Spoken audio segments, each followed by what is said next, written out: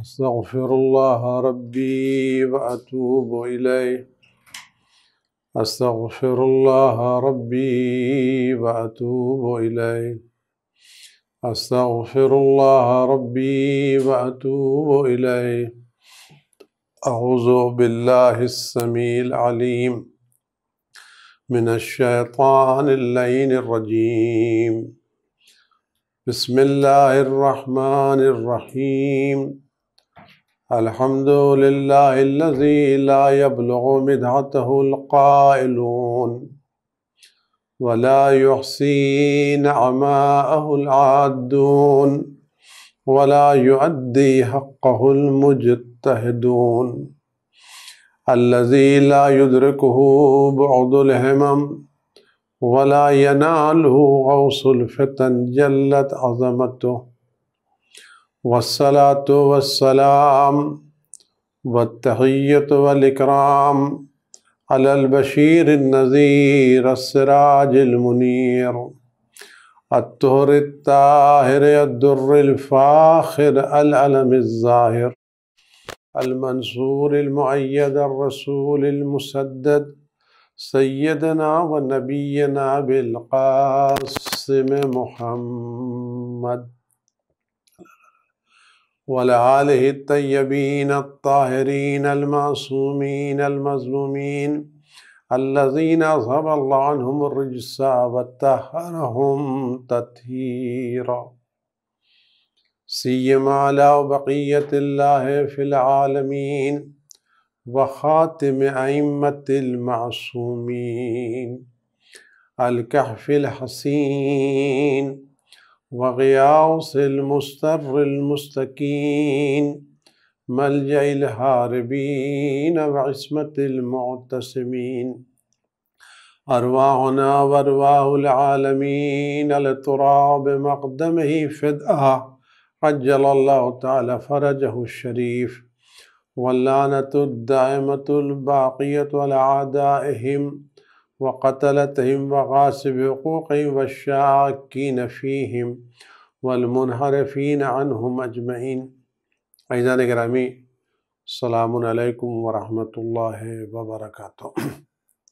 خداوند عالم حضرت ولی صلوات اللہ السلام علیہ کے ظہور پر نور میں تعجیل فرمائے اور ان کے ظہور پر نور کی برکت سے اس بلا کو سارے دنیا سے اور خاص کر ان کے چاہنے والوں سے جلد از جلد دور فرمائے، اور جو مومنین و مومنات اس بلا میں گرفتار ہیں خداوند جلد از جلد بحق ائمہ معصومین شفاء کامل عاجل عنایت فرمائے۔ عزیزان گرامی، اہل بیت علیہ السلام کی سیرت سب سے بہترین نمونِ عمل ہے، ان سے بہتر کسی کی سیرت نہیں ہے۔ خداوند عالم نے ان کی سیرت پاک کو ساری دنیا کے لیے نمونِ عمل قرار دیا ہے، اور جو لوگ اس راستے پر چلیں گے وہ یقیناً کامیاب ہوں گے، کامیابی ان کا مقدر ہوگی، اور وہ ایک نہایت بہترین زندگی کے مالک ہوں گے۔ ہو سکتا ہے اس روش پر چلنے سے دنیا کی زندگی میں کچھ تکلیفیں، کچھ مصیبتیں، کچھ اذیتیں نصیب ہوں، لیکن یہ اذیتیں، یہ تکلیفیں ان نعمتوں کے مقابلے پر کوئی حیثیت نہیں رکھی جو ہمیں اہل بیت علیہ السلام کی سیرت پر چل کے آخرت میں نصیب ہوگی۔ یہ بات بھی ہمارے ذہن میں رہنا چاہیے کہ اہل بیت علیہ السلام کی سیرت صرف آخرت کو آباد نہیں کرتی، بلکہ اہل بیت اللہ کی سیرت اس دنیا کو بھی بہترین طریقے سے آباد کرتی ہے۔ فرق صرف یہ ہے کہ ہم بہترین طریقہ کسے قرار دیں اور بہترین زندگی کسے قرار دیں۔ آیا بہترین زندگی، بہترین دولت، کثیر دولت، ایک اچھا عمدہ گھر، مکان، بنگلہ، کوٹھی، بہترین سواری، گاڑی، کار، دولت، لباس، جواہرات، عہدہ، کرسی، منصب، آیا یہ بہترین زندگی کی علامتیں ہیں؟ اور جن کے بعد یہ چیزیں نہیں ہیں ان کی زندگی بہترین زندگی نہیں ہے۔ معیار کیا ہے؟ آیا بہتری کا معیار دولت ہے کہ جس کے پاس زیادہ دولت ہو اس کی زندگی بہتر ہے، جس کے پاس وسیع مکان ہو اس کی زندگی بہتر ہے، جس کے پاس اچھا عہدہ ہو اس کی زندگی بہتر ہے؟ یعنی وہ شخص جس کے پاس دولت کی فراوانی نہیں ہے، فقیر ہے، اس کی زندگی بہتر نہیں ہے۔ جس کے پاس کوئی بڑا عہدہ نہیں، اس کی زندگی بہتر نہیں ہے۔ جس کے پاس بہت اچھا عمدہ مکان، اس کی زندگی بہتر نہیں۔ آیا زندگی کی بہتری کا معیار یہ ہے؟ یا زندگی کی بہتری کا معیار خالق کے مطابق زندگی بسر کرنا ہے؟ معیار کیا ہے؟ ہم پہلے یہ معیار طے کر لیں کہ بہترین زندگی ہے کس کی۔ آیا بہترین زندگی یہ زندگی ہے، یا بہترین زندگی اپنے خالق، اپنے مالک، اپنے رازق، اپنے رحمان، اپنے رحیم، اپنے رؤوف، خدا کے مزاج اور خدا کے مرضی کے مطابق زندگی بسر کرنا بہترین زندگی ہے؟ میں سے چھوٹی سی مثال آپ سے دوں، بات آپ کی خدمت میں گزارش کروں، خدا سے دعا کروں خدا توفیق دے کہ بات آپ کے اذان عالیہ تک پہنچ سکے۔ اگر میرے پاس دولت بہت زیادہ ہے اور میں نے زندگی بھر یہ دولت کمائی، میں نے کمایا تو لاکھوں میں، کروڑوں میں، اربوں میں، خود میں نے اپنی زندگی میں اس دولت کا کتنا حصہ استعمال کیا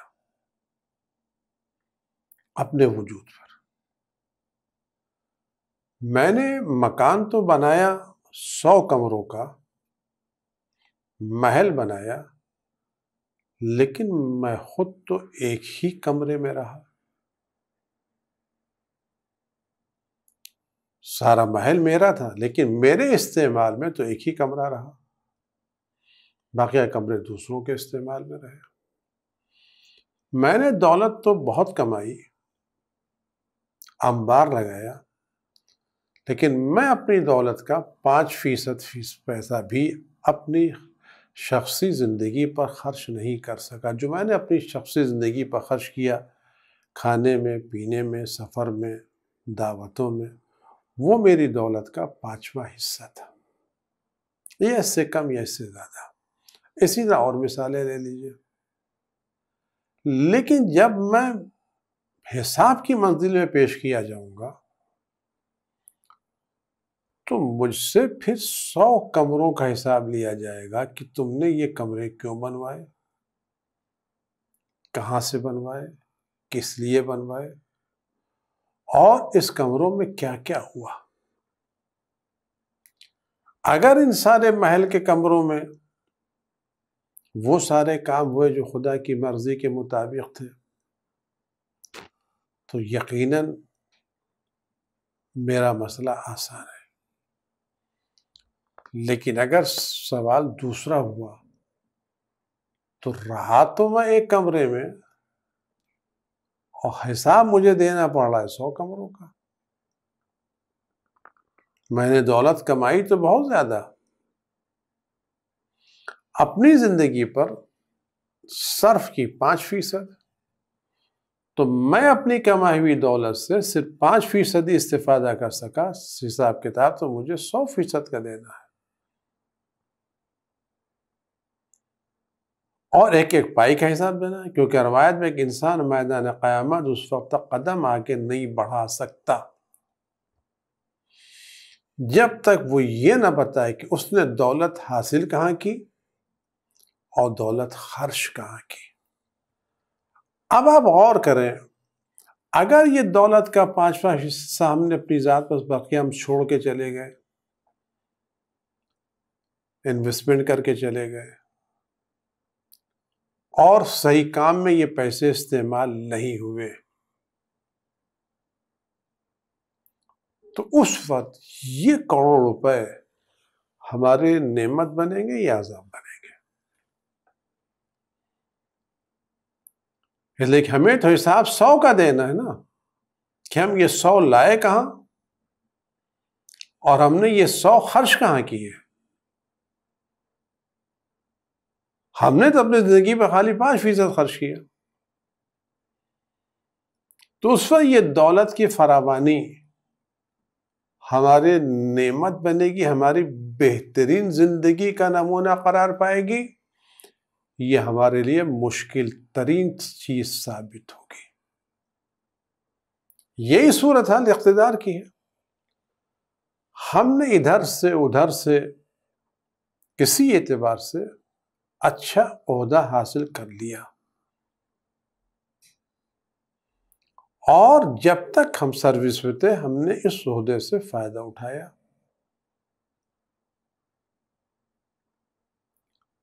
لیکن قیامت ہم سے پوچھا جائے گا تم کو یہ عہدہ ملا، تم نے یہ عہدہ خدا کی مرضی کے مطابق کتنا استعمال کیا؟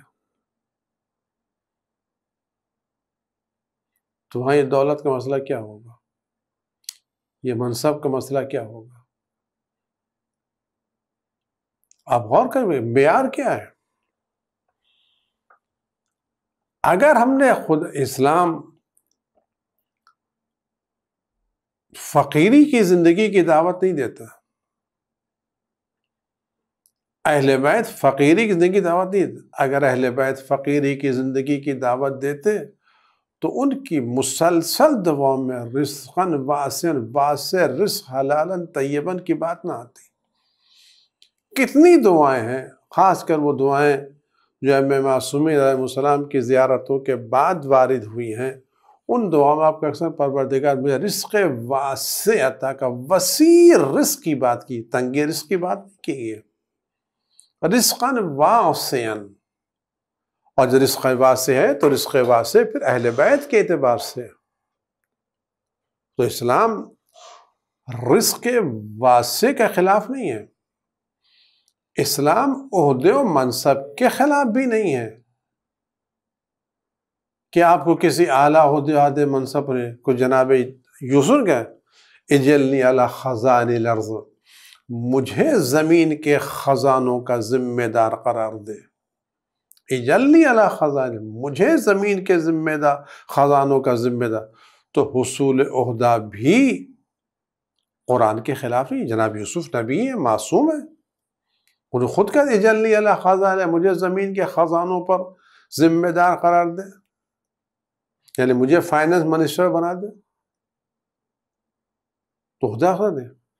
مسئلہ یہ عہدہ، یہ منصب، یہ دولت، یہ جائیداد استعمال کہاں ہو، کس لیے استعمال ہو؟ اگر یہ رزق واسع ہم خدا کی مرضی کے مطابق خرچ کر رہے ہیں، اس لیے کہ اگر خدا نے یہ رزق ہم کو دیا ہے، 100 دیا ہے، ہماری ضرورت تو 5 کی ہے، تو اس کا مطلب ہے یہ 95 کسی اور کی امانت ہے جو ہمارے پاس ہے، ہم اس کے امانت دار ہیں لوگوں تک پہنچانے کے لیے۔ اگر ہم نے یہ امانت بقیہ لوگوں تک پہنچا دی تو ہم امین ہیں، ہم امانت دار ہیں، ہم میدان قیامت میں سرخرو ہیں۔ کیوں؟ اس لیے کہ ہمیں اللہ تو نے دولت دی تھی، ہم نے یہ دولت وہاں خرچ کی جہاں تو نے فرمایا تھا، تو نعمت ہے۔ تو نے یہ منصب مجھے دیا تھا، لیکن میں نے اس منصب سے اپنی شخصیت کو کم بڑھایا، تیرے بندوں کا کام زیادہ کیا۔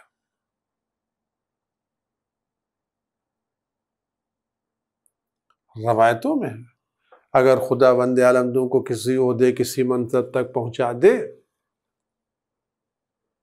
تو تمہاری ذمہ داری بنتی ہے کہ بندگان خدا کی خدمت کرو. یہ عہدہ غرور تکبر سر اٹھانے کے لیے نہیں دیا گیا ہے، یہ عہدہ خدمت خلق کے لیے دیا گیا. خدا بند عالم نے سب سے بڑا عہدہ پیغمبر اکرم صلی اللہ علیہ وآلہ وسلم کو دیا، اشرف مرسلین، سردار انبیاء،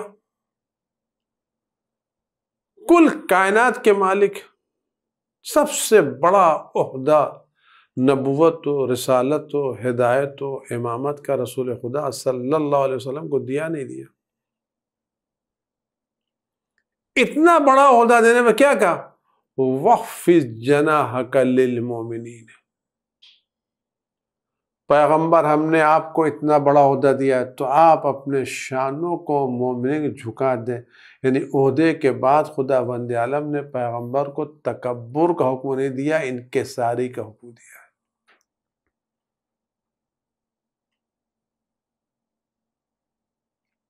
انکساری کا حکم دیا. وَخْفِضْ جَنَاحَكَ لِلْمُؤْمِنِينَ. اور انبیاء کا کام کیا تھا؟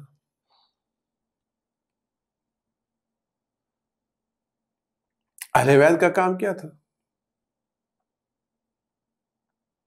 اتنے بڑے عہدے پر فائز ہونے کے باوجود، کل کائنات کے مالک ہونے کے باوجود، جب امام رضا صلوات اللہ السلام علیہ کے دسترخوان بچھتا تھا تو اس دسترخوان پر جہاں سب لوگ ہوتے تھے وہاں ان کے غلام بھی اسی دسترخوان پر بیٹھتے تھے اور وہی غذا کھاتے تھے. اہل بیت سے رہتی ہے. آج ہمارا کام کیا ہے؟ ہمارے گھر میں نوکر ہیں، چاکر ہیں، خانسامہ ہیں، کام کرنے والی ہیں. ہم جب کھانا پکتا ہے لگتا ہے تو جب ہم گھر والے کھانا کھا لیتے ہیں تو جو بچ جاتا ہے وہ اپنے نوکروں اور چاکروں کو دیتے ہیں. امام زین العابدین علیہ السلام واقعی امام کے بارے میں ملتا ہے کہ جب ان کے کیا کھانا پکتا تھا اور کبھی کبھی اپنے ہاتھوں سے کھانے میں شریک ہوتا، پکانے میں شریک ہو جاتے تھے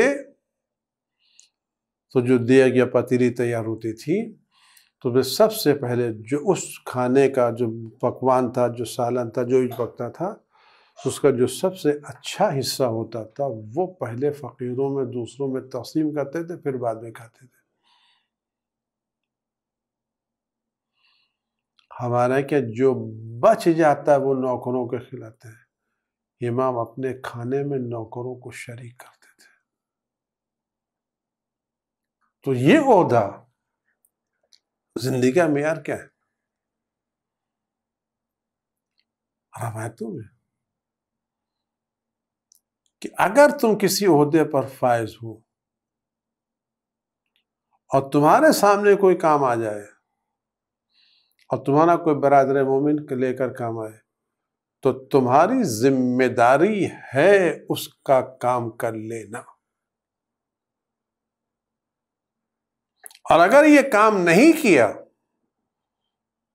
تو کل میدان قیامت میں ہمیں جواب دینا پڑے گا ہم نے اپنے عہدے کا صحیح استعمال نہیں کیا.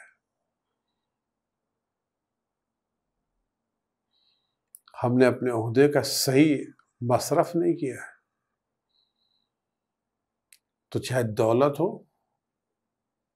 چاہے گھر مکان ہو، چاہے منصب و عہدہ ہو، اس میں بہترین زندگی اس کی ہے جو ان تمام چیزوں کو وہاں خرچ کرے جہاں دینے والے نے کہا ہے.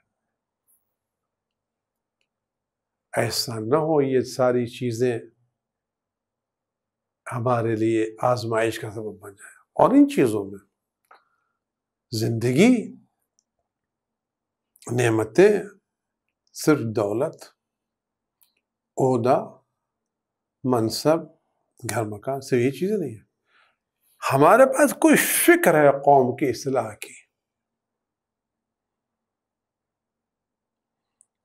ہم اس فکر کو استعمال کر کے قوم کو، ہم نے اگر فکر استعمال نہیں کی، یہ بھی تو نعمت ہے. عقل نعمت ہے نہیں ہے، علم نعمت ہے نعمت نہیں ہے. اگر خدا نے ہم کو عقل دی ہے اور ہم عقل سے کسی غریب کی مدد کر سکتے ہیں اور ہمیں مدد نہیں کی، تو کل ہم ذمہ دار ہیں. آج ان حالات میں جو کووڈ ایک دنیا میں پھیلا ہوا ہے اور ہمارے بچوں کی تعلیم بہت زیادہ متاثر ہو رہی ہے، واقعی متاثر ہو رہی ہے. بقیہ سرمایہ، تجارت، یہ سب وہ چیز ہے جو انشاءاللہ جب یہ سارے حالات ٹھیک ہو جائیں گے، نارمل ہو جائیں گے، تو آپ دیکھیں گے اکثر تاجر دھیرے دھیرے اپنی پرانی پوزیشن پر واپس آ جائیں گے. 1-2 سال لگے گا اور دھیرے دھیرے سب حالات ٹھیک ہو جائیں گے. حالات ٹھیک ہو رہے ہیں، جہاں حالات ٹھیک، جہاں کھل گیا ہے، بلائیں کم ہو گئی ہیں، وہاں ٹھیک ہو گئی. لیکن یہ جو 1.5-2 سال تعلیم کے نکل گئے، اس کی کوئی بھرپائی نہیں ہے، کیونکہ عمر واپس نہیں آتی. وہ صلاحیت جو ایک نوجوان میں 22 برس 25 برس کی عمر میں سمجھنے کی، محنت کرنے کی ہے، وہ صلاحیت 27-28-30 برس میں نہیں رہتی. 30-31 برس میں جو ہے وہ 35-40 برس میں نہیں رہتی، جو 35-40 برس میں ہے وہ اور آگے نہیں رہتی. تو یہ جو ہماری عمر کا بہترین سرمایہ، جس کو ہمارے نوجوانوں کو، بچوں کو تعلیم پر لگانا چاہیے تھا، یہ جو ضائع ہو رہا ہے، اس کا کیا ہوگا؟ یہ اثرات ابھی آپ نہیں دیکھیں گے. اس تعلیمی نقصان کے جو دنیاوی اثرات پڑیں گے، یہ تو آپ کو شاید 8-10 سال کے بعد پتہ چلے کہ اس کی تعلیمی نقصانات کیا ہوئے ہیں. اس کی وجہ یہ کہ ابھی جو بچہ ہے، اسکول میں ہے، جو پڑھ رہا تھا، محنت کر رہا تھا، اور اس کی پڑھائی چھوٹ گئی، اس کا دل پڑھنے سے اچاٹ ہو گیا اور امتحان نہیں دے پایا. ہم نے ایوریج کی بنیاد پر پاس کر لیا، تو ایوریج کی بنیاد پر بچہ پاس تو ہو گیا، لیکن کیا اس ایوریج کی بنیاد پر اس کی صلاحیتیں بھی اوپر آئیں یا نہیں آئیں؟ کل جب یہ نمبر لا رہا تھا تو سال بھر اسکول میں جا رہا تھا، کالج میں جا رہا تھا، پڑھ رہا تھا، محنت کر رہا تھا، تو نمبر لا رہا تھا. آج اسکول نہیں کھلے، کالج نہیں کھلے، سب لڑکے آن لائن کلاس اٹینڈ نہیں کر پاتے، امکانات نہیں ہیں. کسی کے پاس موبائل نہیں ہے، کسی پر کمپیوٹر نہیں ہے، کسی پر انٹرنیٹ نہیں ہے، کسی پر لائٹ نہیں ہے. اسکول میں تو سب چلے جاتے، لکھپتی بھی جاتے تھے، کروڑ پتی بھی جاتے تھے، غریب بھی جاتے تھے. کالج میں جس کو ایڈمٹ سب جاتے تھے، سب برابر سے اپنے استاد کا لیکچر سنتے تھے، چلے جاتے تھے. لیکن وہ غریب جس کے پاس اسمارٹ فون نہیں ہے، ٹیبلٹ نہیں ہے، کمپیوٹر نہیں ہے، لائٹ نہیں ہے، انٹرنیٹ نہیں ہے، یا انٹرنیٹ ہے تو اسپیڈ نہیں ہے. آپ شہروں کی بات نہ کریں، آپ گاؤں دیہات کی بات کریں. ہماری اکثریت گاؤں دیہات میں رہتی ہے. چھوٹے چھوٹے اسکولوں میں جو بچے پڑھنے چلے جاتے تھے، اب بچے چھوٹے بچے جو اب ان کو جو 2 سال کے بعد اسکول جائیں گے، تو ان کو کتنا وقت لگے گا اپنے کو اسکول کے ماحول میں ڈھالنے میں.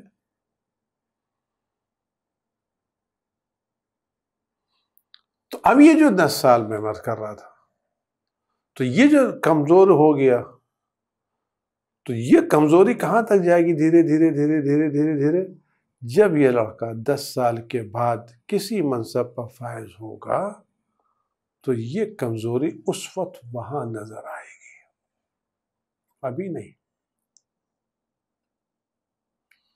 اس وقت پتہ چلے گا اس کمزوری کے نتائج اس وقت کیا ہونے والے ہیں. ابھی تو سب ٹھیک ٹھاک ہے. اگر ان حالات میں قوم کے ذمہ دار، سمجھدار، درد مند افراد اپنے اس نسل کے بارے، تعلیم کے بارے میں کچھ سوچ سکتے ہیں۔ اسکول بند ہیں، کالجز بند ہیں، خاص کر چھوٹے بڑے اسکول بند ہیں۔ آیا ان بچوں کو ہم کسی صورت سے تعلیم سے وابستہ رکھ سکتے ہیں یا نہیں رکھ سکتے؟ ان کے ذہنوں کو علمی دنیا سے ہم کسی طرح سے مانوس رکھ سکتے ہیں یا نہیں رکھ سکتے؟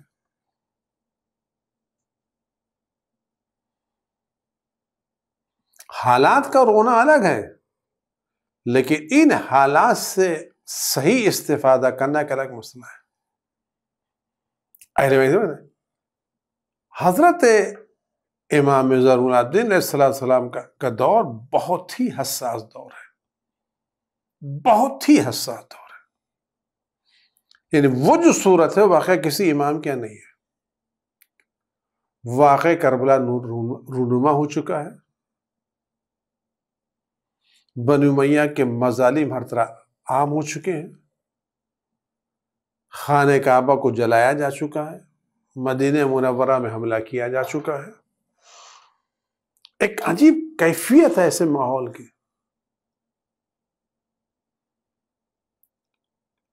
کہ عجب ماحول خوف ہراس۔ واقع کربلا کے بعد مدینے پہ حملہ کرنا، اس کو مسجد نبوی میں گھوڑوں کو باندھ دینا، مسجد نبوی کو حلال قرار دینا، خانہ کعبہ میں آگ لگا دینا، یہ سب پورا ماحول کتنا خوف زدہ ہوگا، کتنا خوفناک ہوگا، کتنے لوگ ڈرے سہمے ہوں گے۔ پوری عجب دنیا ہے۔ اتنا خطرناک ماحول اس وقت تو نہیں نا خوف ہراس کا، وہ نہایت خوف ہراس، دہشت، وحشت کے ماحول میں امام زین علیہ السلام نے کیا کیا؟ خاموش رہ کے وہ کام کیا جس کی بنا پر آج شیعت سرخرو ہے، مستحکم ہے، مضبوط ہے۔ انہوں نے کام کیا، ان کو یہ معلوم تھا کہ آج کے حالات ہیں، لیکن کل یہ ظلم کی بدلیاں چھٹیں گی، بنی امیہ بنی عباس سے برسر پیکار ہوں گے، اور تھوڑا سا سکون کی فضا، ذرا سی سکون کی فضا، آرام کی فضا میسر ہوگی۔ تو اس وقت میرے فرزندوں کو، میرے بیٹے امام باقر کو، میرے پوتے امام صادق کو حدیثیں بیان کرنے کا موقع ملے گا۔ لیکن بیان کس سے کریں گے؟ کوئی سننے والا ہو تو، سمجھنے والا ہو تو اس سے بیان کریں گے نا۔ ان کے دل، دماغ، ذہن علوم الہی سے منور ہیں، لیکن کوئی ان علوم کا لینے والا تو ہو، کوئی حدیثوں کا سننے والا تو ہو۔ کون کرے گا؟ امام زین العابدین علیہ السلام نے اس خاموشی کے دور میں لوگوں کی ذہنی تربیت کی، لوگوں کو علم کا آشنا بنایا، علم کا تشنا بنایا، علم کے رغبت پیدا کی، لوگوں کے دلوں میں ذہن تیار کیے، ایک علم کی تشنگی لوگوں کے دلوں میں پیدا کی۔ نتیجہ کیا نکلا؟ اس تربیت کا اثر ابھی ظاہر نہیں ہوا۔ یہ بات ذہن میں رکھیں، آپ کی تربیتوں کے اثر ابھی ظاہر ہونے والا نہیں ہے۔ یہ تربیت کوئی مرچا مسالہ نہیں ہے کہ آپ نے زبان پر رکھا اور فوراً ذائقہ پتہ چل گیا۔ یہ تربیت کے اثرات آپ کو بہت دنوں کے بعد پتہ چلتے ہیں، مثبت اثرات بھی، منفی اثرات بھی۔ امام نے تیار کیا، نتیجہ کیا نکلا؟ اس ذہن سازی اور اس تربیت کا نتیجہ نکلا کہ جب امام باقر علیہ السلام، امام جعفر صادق علیہ السلام کو موقع ملا تو تشنگان علوم علم کے سمندروں سے سیراب ہونے کے لیے تیار تھے، لوگ حدیثیں سننے کے لیے، لکھنے کے لیے تیار تھے۔ یہ نسل امام نے تیار کر دی تھی۔ اہل سیرت ہی ہے۔ اگر ہم ان سیرتوں سے استفادہ کریں تو اسکول بند ہیں، کالج بند ہیں، لیکن اگر گھر کے، محلے کے بزرگ لوگ، ذمہ دار لوگ ان بچوں کو، پابندیوں کو دیکھتے ہوئے اپنے چھوٹے چھوٹے گھروں میں جمع کر کے علمی ماحول پیدا کریں، پوری تعلیم تو شاید نہ ہو پائے لیکن جتنا بھی علمی، کم سے کم بچے اسکول جانے میں بیٹھنے کے عادی تو رہیں گے۔ ایک ایک گھروں میں اگر ہم چند بچوں کو جمع کر لیں اور کوئی 1 گھنٹہ 2 گھنٹہ خالی علم دین سے، علم دین تعلیم سے، جو بھی تعلیم ہے، ہندی ہے، جو بھی سب، اس تعلیم جاتا ہے کہ ایک بچے کی عادت رہے گی اسکول میں، کلاس میں بیٹھنے کی۔ کل جب اسکول کھولیں گے تو اب بچوں کو اسکول میں، کلاس میں بیٹھنے میں الجھن محسوس نہیں ہوگی، کیونکہ یہ بیٹھ چکے ہیں، عادی ہے، یہ منتظر ہے کس ساتھ کام کرنے کے لیے۔ یہ کام وہ ہیں جو آج ہمیں انجام دینے ہیں۔ اگر نوجوانوں کی چیز ہے، ان کو بھی کوئی اسٹڈی سرکل بنائے،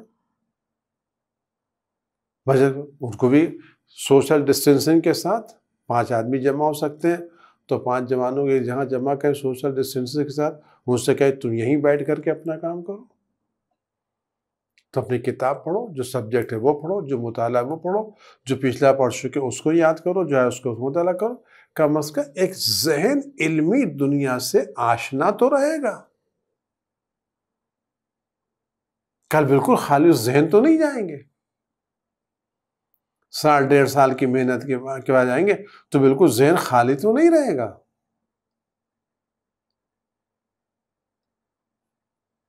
اگر ہم یہ کام کر لیں گے تو اس کے اثرات کل بہت ہی مثبت نظر آئیں گے۔ ہر آدمی اپنے اعتبار سے ذمہ دار ہے۔ یہ بلائیں ہمارے ہاتھوں میں نہیں ہیں، ان کے آنکڑے ہمارے ہاتھوں میں نہیں ہیں، ان کی پابندیاں ہمارے ہاتھوں میں نہیں ہیں، لیکن ان حالات میں لے کر کے اس سے کس طرح سے ہم اپنے نسل نو کی حفاظت کریں یہ ہم سوچ سکتے ہیں۔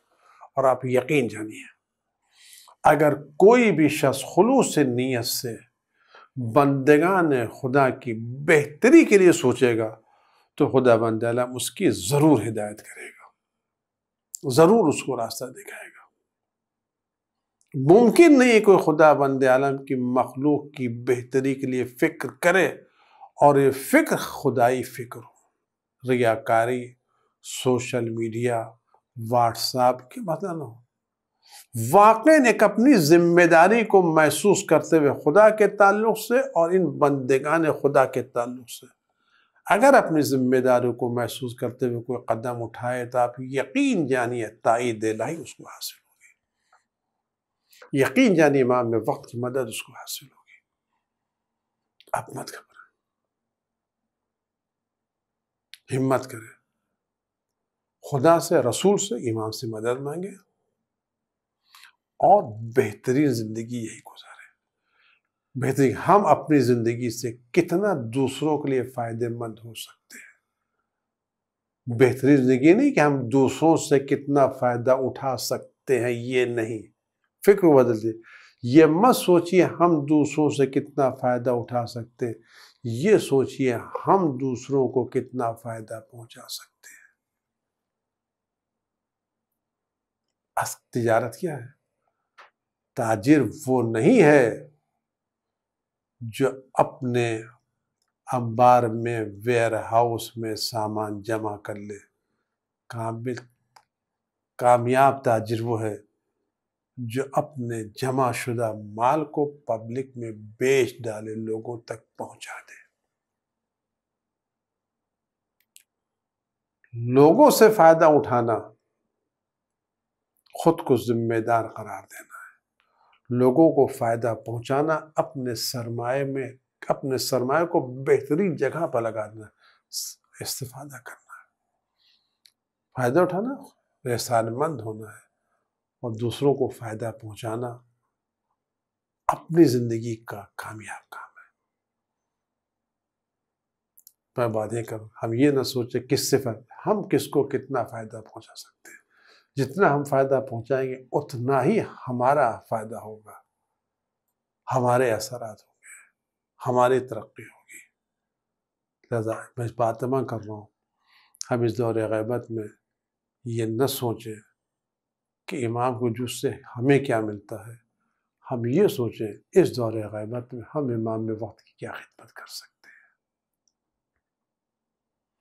یہ نہ سوچیں ان کی وجہ سے کیا ہم کیا خدمت کر سکتے ہیں، ہم کیا سعادت حاصل کر سکتے ہیں، ہم ان کے نام کو کس طرح کر سکتے ہیں، ہم خدمت کیا کر سکتے ہیں، ہم کس طرح ان کی خدمت کر سکتے ہیں، دعا کر کے ان کے بندگان خدا کی تربیت کر کے اس دور غیبت میں ہم خدمت امام کیا کیا کر سکتے ہیں، اور جتنی ہم خدمت کریں گے اتنا ہی ہمارے اجر میں، ہمارے ثواب میں، ہمارے درجہ اضافہ ہوگا۔ آئیے اس نئی دنیا میں نئی فکر کے ساتھ آگے بڑھیں اور دعا کریں خدا بند عالم سے ایک ایسی زندگی کی کہ گزارنے کی جس کا ہر لمحہ کل مرنے کے بعد ہماری سرخروئی کا سبب ہو، ہماری خوشی کا سبب ہو، ہماری بہتری کا سبب ہو، اور ہماری کامیاب زندگی سے خدا امام علیہ السلام کے ظہور پر نور میں تعجیل فرمائے، ہم سب کو ان کے خدمت گزاروں میں شمار فرمائے، ان کے موالیوں میں شمار فرمائے، اس بلا کو دور فرمائے، اور آپ جلدی حالات میں آبان ہوں تاکہ مسجدیں کھلے، امام باڑے کھلے، ذکر اہل بیت ہو، ذکر خدا ہو، اور خدا سب کو محفوظ رکھے، قلب مقدس سے امام ہم سب سے حضور فرمائے۔ والسلام علیکم ورحمۃ اللہ وبرکاتہ۔